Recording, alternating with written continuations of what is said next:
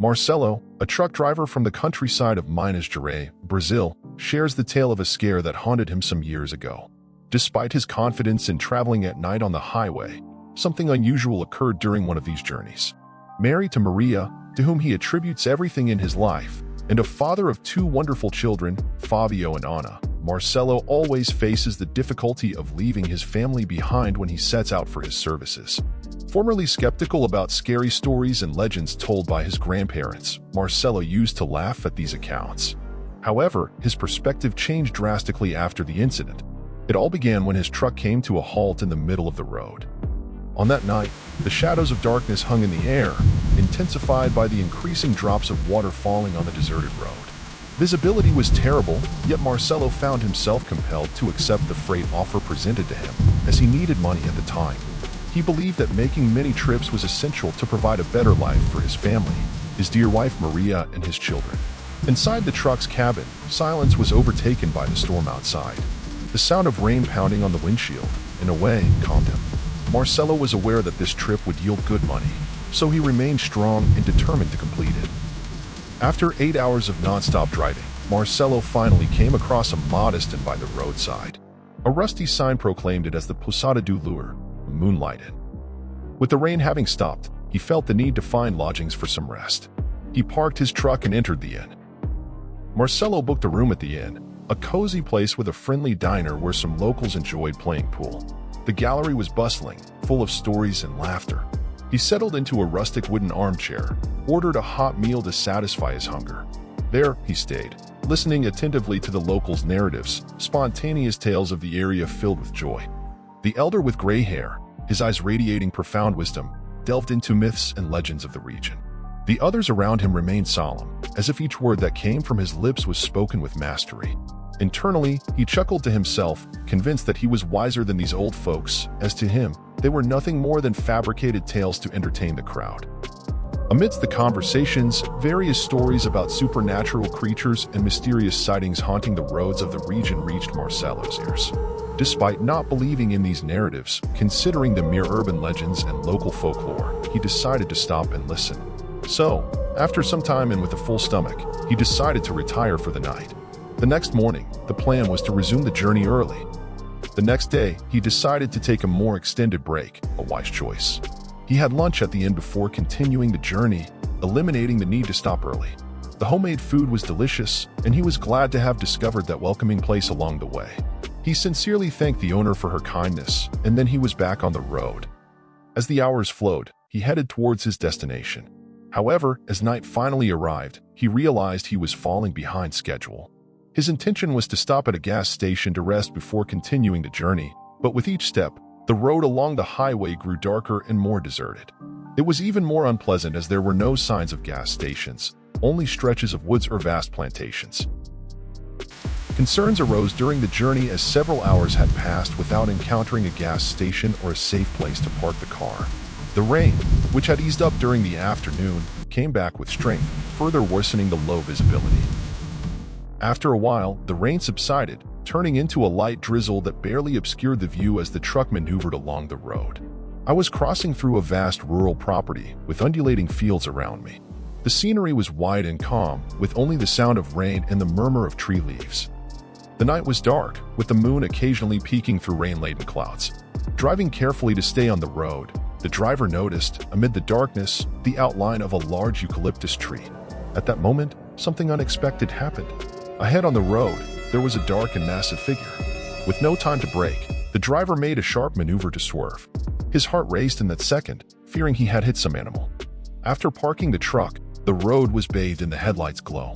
He hurriedly got out, a strong sense of unease washing over him. If he had foreseen it, he wouldn't have even left. He looked around and saw nothing, absolutely nothing, not even a trace of blood. As he was about to climb back up, he noticed a strong, acrid odor, as if something were dead. In the midst of the fog, he saw a silhouette standing on the road. It was a sinister figure in the midst of fog and drizzle. For a moment, he felt his body freeze. It's easy to stay calm when you're in good company or at home, but at that moment, he felt unprotected. What he saw looked like a large dog, but it was standing and moving strangely, as if it were staggering. It stopped and stood up again. Now it was closer. and he witnessed the most disturbing scene of his entire life. The face of this creature was overwhelming, I swear, nothing he had seen before, not even on screens, compared. He began to pray to God. He wanted to get into the cabin, but fear prevented him. The damn thing then emitted a frightening and desperate roar, sounding like someone being killed. Then it started walking towards him. He pleaded, "God, please help me." He closed his eyes, but felt nauseous, with his head spinning. Somehow, he managed to reach the door of his truck, climbing with difficulty. Luckily, he left the truck running, otherwise, it wouldn't start. His heart was pounding. At that moment, his foot was paralyzed. I know you might be thinking he's a coward, but think about what you would do in his place. Out there on the road, he was alone with that horrible vision tormenting him. He accelerated the truck as if his life depended on it. His heart almost jumped out of his mouth. It took some time to regain focus, but he kept trembling. He drove for almost an hour until he reached the nearest town, and his body almost collapsed. He didn't tell anyone he was there. They would think he was crazy, and it was the scariest day of his life. Only those who go through it can believe what he claims. Still, he was afraid for the rest of the journey, praying to God.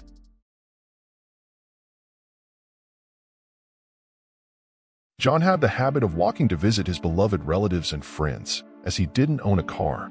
Living in a remote farmhouse, the roads were dark, making his nighttime walks a real challenge. On one of these occasions, something disturbing began to unfold, causing everyone to question what truly lurks in the shadows. Get ready to hear this eerie tale and contemplate the nature of darkness. Rose and her husband used to enjoy quiet nights in the countryside of Parana, visiting friends and family. However, on one of those nighttime walks back home, something peculiar happened, disturbing the serenity of the moment. A sharp and eerie whistle echoed in the darkness, breaking the night's peace. Rose, naturally apprehensive, clung to her husband's arm as he, defying the unknown, dared to whistle back.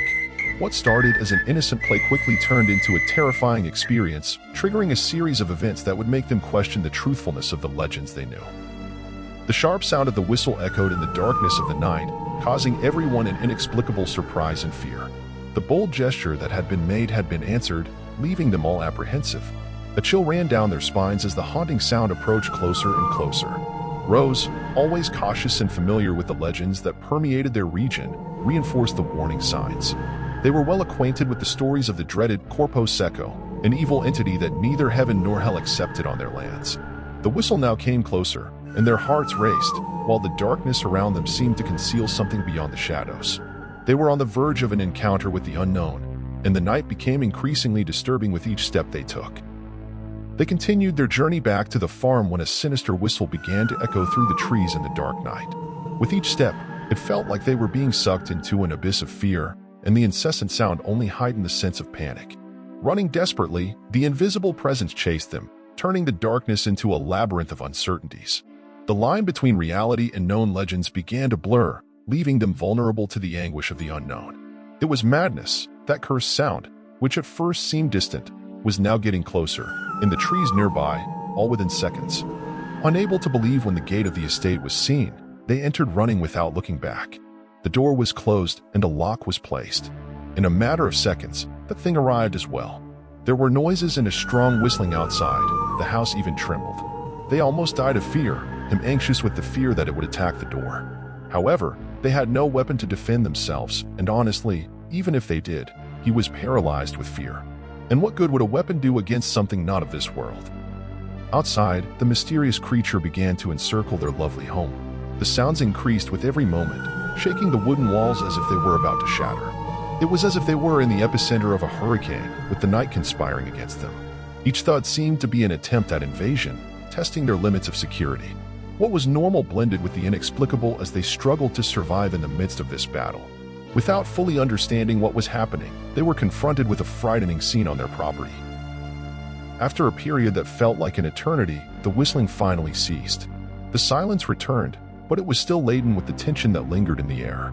A mixture of relief and apprehension took hold of them as they wondered whether the creature had given up or only temporarily retreated. The walls of the house stopped trembling, but the calmness was unsettling. There they were, in the dark, trying to process what had happened, still enveloped in the shadow of that inexplicable entity. John went through a frightening and embarrassing experience dealing with the supernatural. It's hard to admit, but he confessed he was overcome with fear. We're sure that what he experienced wasn't something natural. Thanks for following along with the story.